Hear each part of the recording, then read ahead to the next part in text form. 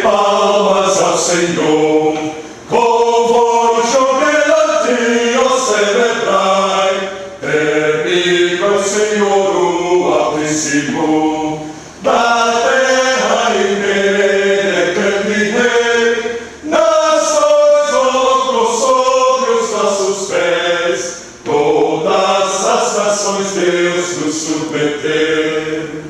A herança Deus escolheu para nós, glória de Jacó, quem Deus amou. Subiu Deus por entre as aclamações, ao som da trombeta o Senhor subiu.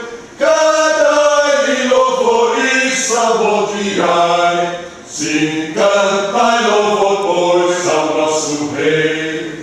Na terra inteira reina o Senhor, com sabedoria salmodiai, do seu santo trono governa Deus. Ajuntam-se reis de muitas nações, povo do Senhor Deus de Abraão, brasões lhe pertencem, glorioso é. Conteúdo, música. O tema ainda continua música antiga, né, que vai de 1000 a 1400. Já fizemos a introdução, agora vamos fazer o primeiro tópico, né? São 6 tópicos, né? Vamos fazer o primeiro, que é a salmódia e a arma do monge, que é no fundo a música é um cantochão anônimo, né? Que foi feito nos séculos VI a IX. Foi feito nesse período, entre séculos VI a IX. Né? O que quer dizer salmódia? Para a gente se entender. Né? Salmódia é a técnica de canto específica para os salmos, que desde a antiguidade se tem praticado na tradição judaica da sinagoga, né? E também tem de outros lados, mas vamos fixar por aí. Então, pois quando se é a salmódia, a arma do monge, eu estou dizendo isso, né? Essa técnica de canto específica para os salmos, que desde a antiguidade se tem praticado na tradição judaica da sinagoga, né? Deixa eu primeiro falar sobre o contexto, para ficar melhor, né? Fazendo assim um pouco antes dessa época, né? E depois. Um pouco antes, o foco é o cantochão. Eu sempre vou dizer o foco qual é. O foco é o cantochão. Antes, quer dizer, em 1400 antes de Cristo, bem antes, né? Uma tabuleta de argila da antiga cidade de Ugarit, no norte da Síria, registra o hino de um culto religioso com notação musical fragmentária. Em 200 anos antes de Cristo, a 100 anos depois de Cristo, foi achada num túmulo perto de Éfeso, na Turquia, a canção de Cícero. É a mais antiga composição musical completa com notações. Bom, então eu dei antes um pouco do que nós vamos falar da possível música que foi feita no cantochão, foi feito é um anônimo dos séculos VI a IX.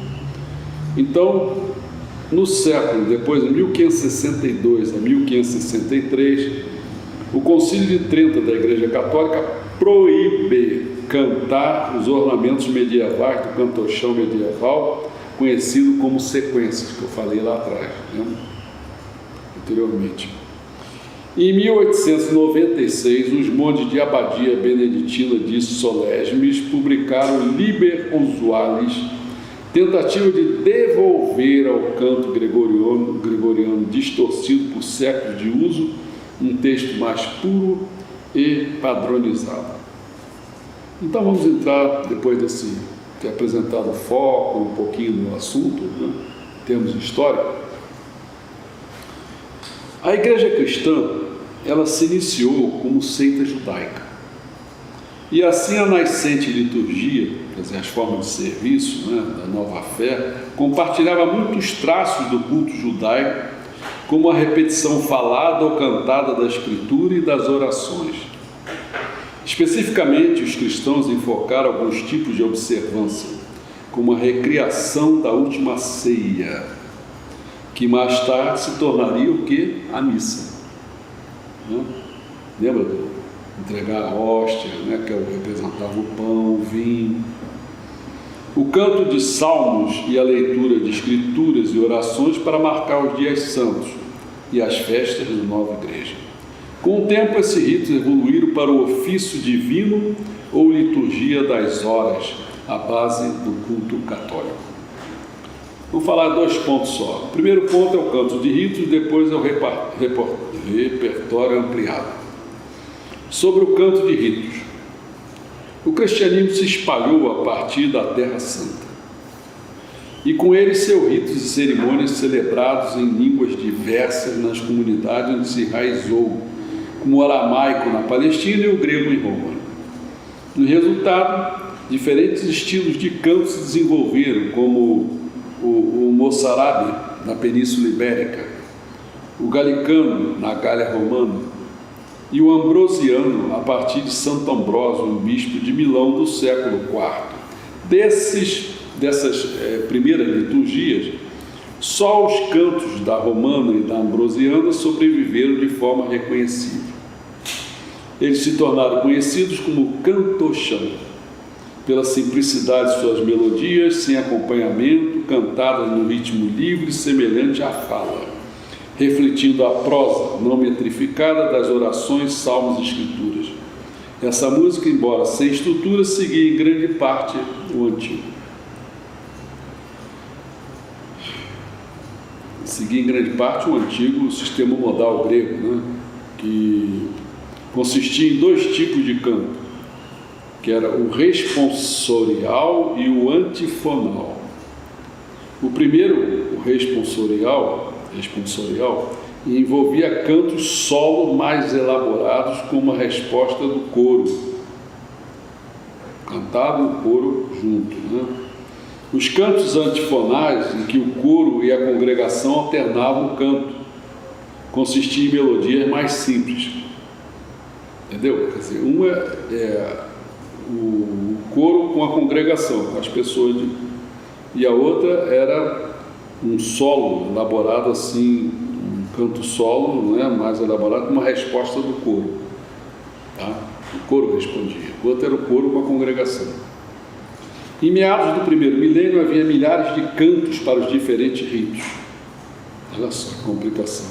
A questão da variedade de estilos e tradições foi enfrentada, como eu falei, por Gregório I, que é o Papa que vai de 590 a 604 d.C., que queria unificar a prática litúrgica. Por isso que eu falei naquela introdução que eu dei, né? Eu falei exatamente isso, para guardar as coisas que eu ia chamar de novo. Estou chamando, dizendo. Ele tentou reunificar isso, porque você pensa, havia milhares de cantos para os diferentes ritos, né?